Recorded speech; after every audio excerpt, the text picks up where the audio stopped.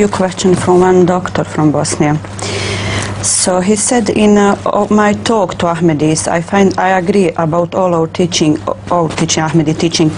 But he said, after the point, he said, I have been learning through all my life that Prophet Muhammad sallallahu alaihi wasallam is the last prophet.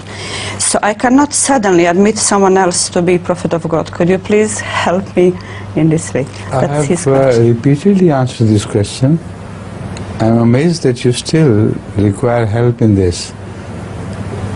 All my discourses on Khatam al-Nabiyyin, particularly those which were addressed to meetings with Bosnians, and they have been translated into Bosnian language.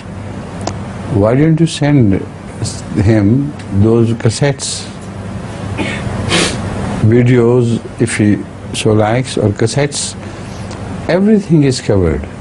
We did give him literature. Huh? He asked us. He told us this is only his point.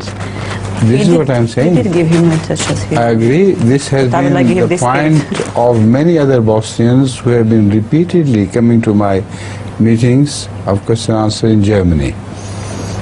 And after I answered this question in detail, I don't remember anyone who insisted in his disagreement.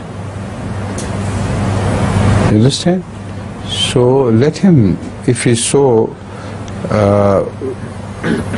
righteous, God-fearing, then I think after listening to that cassette he would understand that any prophet who has been prophesied by Rasulullah sallallahu alaihi wasallam himself to come under him is not does not violate his khatamiyyat.